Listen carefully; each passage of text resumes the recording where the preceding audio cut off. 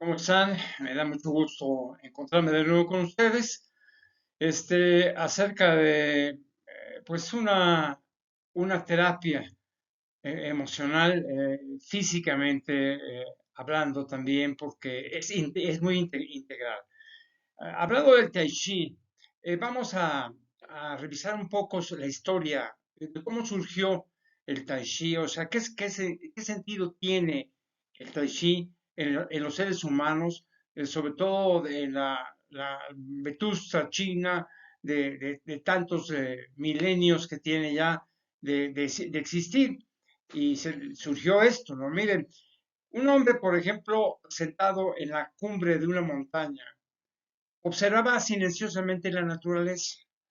Ahí se inspiró tanto que entonces empezó a danzar con los movimientos del mundo. Es muy importante. Se transformó precisamente en la fuerza del cielo, de la tierra, el agua, de los árboles, de las flores, el viento, por ejemplo, las aves, los peces, las mariposas, y ahí se integró el movimiento continuo de la esfera cósmica. Muy importante es la esfera cósmica. O sea, los chinos buscaban la iluminación a través de la fusión del cuerpo y el alma. ¿Con qué? Con el Tao, para ellos, ¿no? Mire, Shang Tzu llegó al monasterio a hablar con Lao Tzu, aquel maestro, le dijo, Shang Tzu, estoy preocupado, porque una y otra vez sueño que soy una mariposa y que vuelo. Entonces, Lao Tse le contestó, no te preocupes, no se preocupe usted. ¿Cómo sabe si no es en realidad una mariposa que sueña? Exactamente, que sueña en un hombre. Es lo que tiene uno que visualizar. O sea, ¿qué le hace creer que es una mariposa? Le pregunto. Claro, si quizás su vida humana en este momento no es más que un instante en el sueño de una mariposa. Eso es lo que uno tiene que imaginar. O sea, nadie sabe a cierta quién fue el creador de Tai Chi. O sea, a quién se le ocurrió el desarrollo de esta meditación en movimiento. O sea, ¿cuál fue la realidad? La leyenda, por ejemplo, se mezclan entre sí y su origen se pierde, por ejemplo, en los confines milenarios de la historia del pueblo chino y pues, desde tantas leyendas que tiene China. Lo más popular y aceptada es la que se atribuye su creador, la creación al monje ermitaño, un ermitaño como yo, ermitaño Shan San Feng. Este monje, según la leyenda, habitaba en un famoso monasterio taoísta y un día, a la hora de la meditación, presenció un combate entre una grulla y una serpiente, dos animales. Impresionado por la manera en que la serpiente, por ejemplo, eludía el agresivo pico de la grulla, incorporó los movimientos de la serpiente a un nuevo arte marcial de Tai Chi. Esto no es obra, no sé, de un hombre, de un solo hombre, o sea, es muy difícil, sino de la acumulación de la sabiduría de muchas generaciones hasta alcanzar su percepción actual. O sea, son muchísimos años para poder desarrollar esta peculiar forma de actuar. Shan Sanping vivió, por ejemplo, de los siglos XII y XIV después de Jesucristo, y su existencia real no es verificable. O sea, mediante, por ejemplo, algunos cálculos, se deduce que vivió alrededor de 200 años, ojalá, ¿no? 200 años, fíjense nada más. O sea, podía caminar, por ejemplo, miles de kilómetros sin cansarse. Eso ya es una virtud. O sea, podía caminar esos miles de kilómetros sin cansarse y podía además coger con una mano las flechas que le lanzaban, por ejemplo, sus enemigos. Imagina nada más que qué capacidad. Así fue como Chan San Feng reelaboró unas formas originales del Shaolin, o sea, con un nuevo acento en la respiración. Es muy importante, ¿eh? La respiración y el control interno. El control interno es muy importante. Y como a los monjes no les estaba permitido, por ejemplo, portar armas y el arte de pelear era una genuina necesidad, nada más, Shang Sanfeng marca la división del pugilismo chino, digo, en dos escuelas. Básicamente la escuela suave y la escuela dura. Las formas externas, por ejemplo, son a veces duras y exigentes, incluyendo muchos saltos, patadas y no sé, pues santos mortales, que es muy común en las artes marciales de los chinos, inclusive de los japoneses, además, ¿no? Entonces, miren, la escuela interna da preponderancia a los movimientos suaves, graciosos, fluidos, similares, por ejemplo, a los de la danza, como una danza. O sea, los ejercicios internos incluyen los movimientos del Tao Xin Chuan, el Tao Xin Chuan, que así se habla. Así, las obras más tempranas sobre el Tai Chi se le atribuyen precisamente a Shang Sanfeng. O sea, sin embargo, la paternidad literaria de los primeros clásicos está siempre en duda de todos. O sea, porque de acuerdo a la tradición oriental de respetar la autoridad ancestral, o sea, de la tradición de hace muchísimos años. Miren, de las historias más antiguas, la más importante es el Feng Shi, esto aproximadamente son en 2953 antes de Jesucristo. Imagínense nada más cuántos años. O sea, ¿quién fue el Feng Shi, quien fue el fundador de la civilización Shi? O sea, se le atribuye haber inventado los instrumentos de caza y pesca y se le atribuye también ser el inventor de la trigramas Pakua, o sea, que describe las funciones de la evolución de la naturaleza. O sea, su sucesor fue el emperador Shennong, llamado el espíritu trabajador. Dio a conocer a sus súbditos las plantas medicinales, siendo el creador de la medicina china hace más o menos 50 siglos. Juan Qi, el emperador amarillo, se le llamaba así, fue el precursor de la acupuntura. O sea, siglos más adelante, un físico y famoso médico llamado Juan To, quien vivió durante la dinastía Han, más o menos, inventó unos ejercicios que imitaban actitudes típicas del dragón y animales como la grulla, por ejemplo, el tigre, el mono, el ciervo.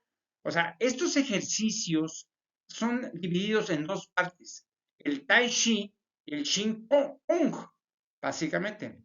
Miren, el Tai Chi Chuan es un método concebido específicamente para conseguir esta quietud de movimiento o equilibrio entre el cuerpo y la mente. Es muy importante el equilibrio entre el cuerpo y la mente. Solo con la quietud el movimiento se manifiesta en el ritmo universal. Por ejemplo, el Shin Kung puede ser clasificado como extremoso o intenso. Los estilos externos energetizaban los músculos, le daban energía a los músculos. Sobre todo de los miembros con el chi, para que puedan manifestar su fuerza máxima. El Shi Kung, el Shi Kung religioso tiene como propósito principal en su entrenamiento alcanzar la iluminación del Buda. O sea, se cree que todo sufrimiento humano es casual o es causado por los 7 emociones y las 7 deseos. 7 y deseos. O sea, los practicantes del Qigong religioso entrenan para fortalecer su chi interno, para alimentar su espíritu, para que sea capaz de sobrevivir a la muerte del cuerpo físico. Eso es muy importante. Muchos practicantes de Qigong rechazan los rigores de la búsqueda religiosa y lo practican solamente, pues, no sé, para fines de longevidad, de vivir más, un poco más. El Qigong quiere decir lavado o lavar la médula del cerebro. Es muy importante. La historia de las artes marciales en China empieza con Bodhidharma Tao, quien fue a China, proveniente de la India. Es muy importante la conexión de la India, ¿no? O sea, enseñando un tipo de budismo que es uno de los antecedentes de los que ahora conocemos como Zen o budismo Shang en China. Bodhidharma se encontraba preocupado por la salud física de los monjes, ya que estos dedicaban mucho tiempo a la meditación sedentaria. Así como formó la escuela de Shaolin, que está en un monte denominado con ese nombre. Hay un templo ahí donde los monjes budistas desarrollaron una técnica de combate que llegó a ser famosa, los Shaolin Fan. Es muy importante. Cuentan las historias que dijeron ellos, los viejos, que Bodhidharma Tao Mao llegó a la China y se puso a meditar frente a un gran muro durante 7 años, haciendo su meditación con los ojos abiertos, imagínense nada más, que es como recomendaban los monjes budistas, así meditando, exactamente meditando, se quedó dormido. Entonces, fue cuando decidió cortarse de los párpados de los ojos, imagínense nada más, que arrojó a la tierra fértil y de estos en forma de hojas crecieron e hicieron florecer un pequeño árbol que dio origen al té, lo cual nos dicta que el principio del té es para estar alerta, estar muy alerta. El gran maestro del siglo XX, que abarca desde los últimos años de la dinastía Manchú hasta la República Popular, es Shen Mang-Chen, que posiblemente nació en 1900, es la historia, ¿no? Quien utilizó el argot metafísico derivado del I Ching y fue también un destacado médico que integró la medicina a las artes marciales. Shen Bangcheng alineó el Tan Shi Chuan con la, no sé, la iniciativa del confucianismo y el temprano taoísmo de la sabiduría y gobierno. Ya es Shan Feng, de la familia Yang, quien realizó un viaje por toda China para difundir el Tai Chi y sus aspectos humanísticos y sobre todo terapéuticos. Más o menos en el año de 1950 se crea la llamada Escuela Continental, que más o menos que consta como de 24 movimientos. En 1962, y coincidiendo con el movimiento hippie de California, imagínense nada más el movimiento hippie de California, se introduce el Tai Chi en Estados Unidos. El primer libro que se escribe en Occidente sobre este tema es la gimnasia china de Edward Van Schink. O sea, la técnica del Tai Chi se divide, por ejemplo, en dos estilos, sureño y norteño, antiguo y nuevo y novedoso. El estilo nuevo se atribuye, por ejemplo, a Shan Shanfeng, quien transmitió su arte a su hijo, que se llamó Kenshu. El antiguo es llamado de las 13 posturas. Hay 13 posturas en el Tai Chi. Shan Shanfeng creó la postura que se dice corresponde a las 8 trigramas de Li Xing Yang. Y Chan se convirtió en un famoso maestro del Pekín. Ahí enseñó por primera vez públicamente el Tai Chi. Imagina, y muy, muy importante para esto.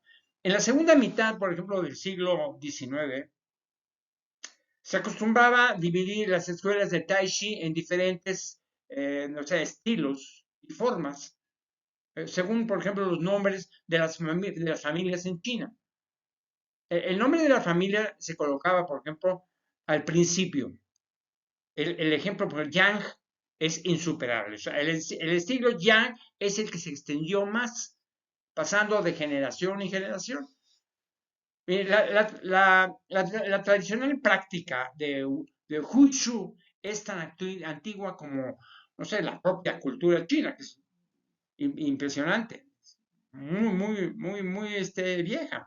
O sea, remontándose a las comunidades neolíticas, sobre todo, que fueron las primeras en usar utensilios y armas para obtener alimento y defenderse. La palabra significa, pero literalmente, arte marcial. Y a medida que las armas iban sofisticándose, también las formas de Wushu se hacían más variadas y complejas, y sus técnicas más refinadas. Por ejemplo, el Shiati, que es una forma de lucha libre popular entre los soldados, el Kanshui, por ejemplo, una antigua danza que se bailaba con un hacha, por ejemplo, y un escudo. Representan estadios de la forma más temprana del Wushu.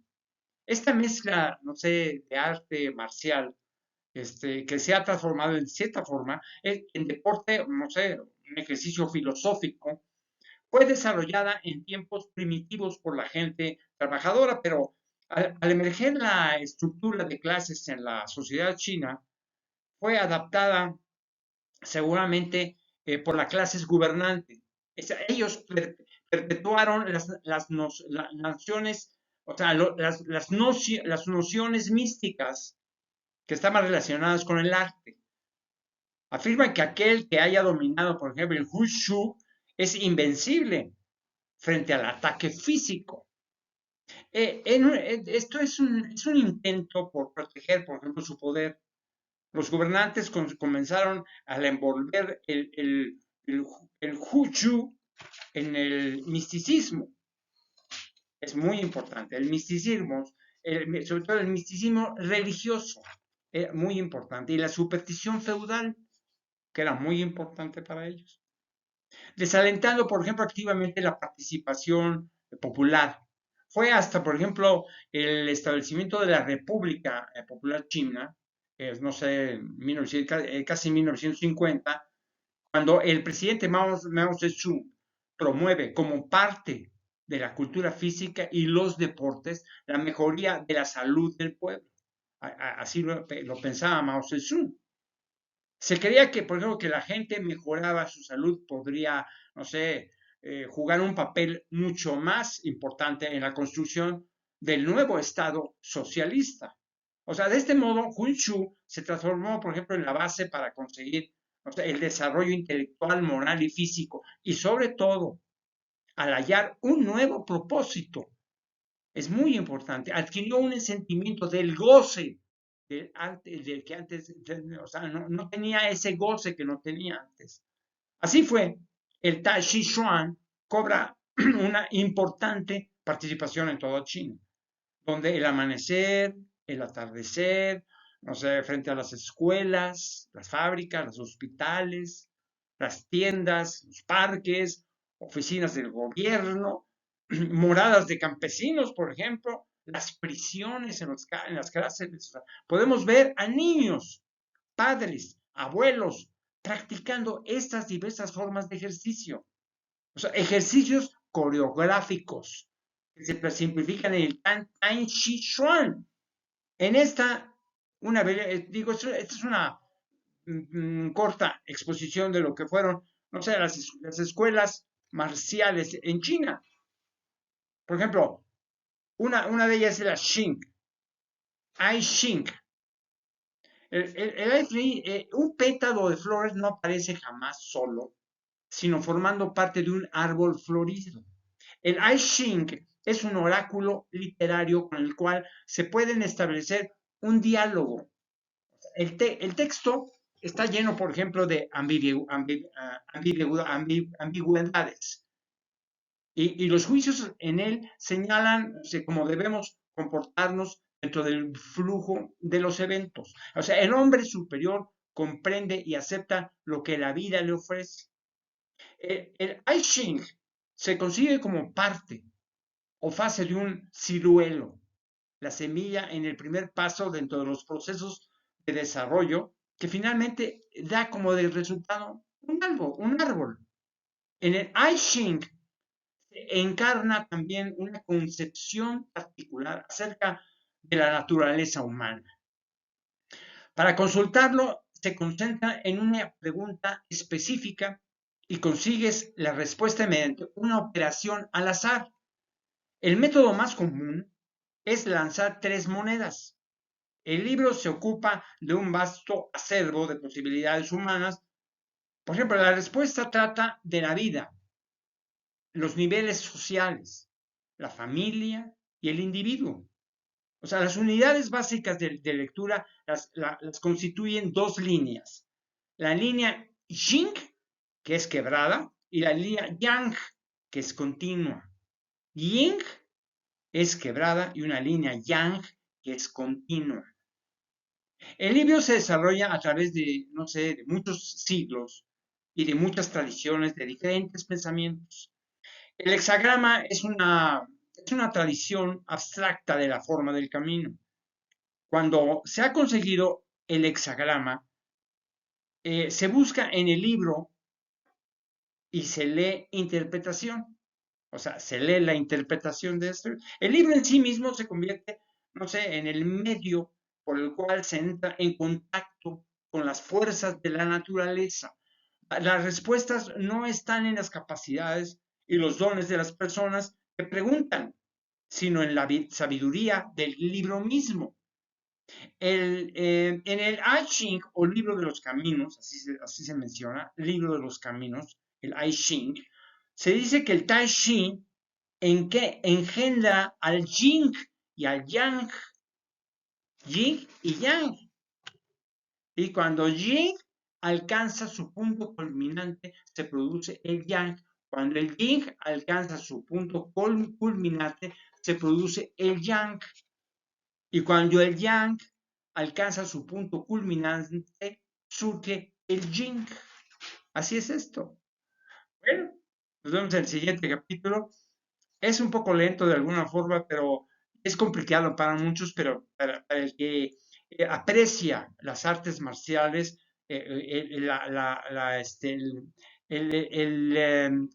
esa simbiosis, el querer ser mejor, entonces tiene que sentarse con la naturaleza, el movimiento del cuerpo, integrarlo a la naturaleza de donde hemos procedido.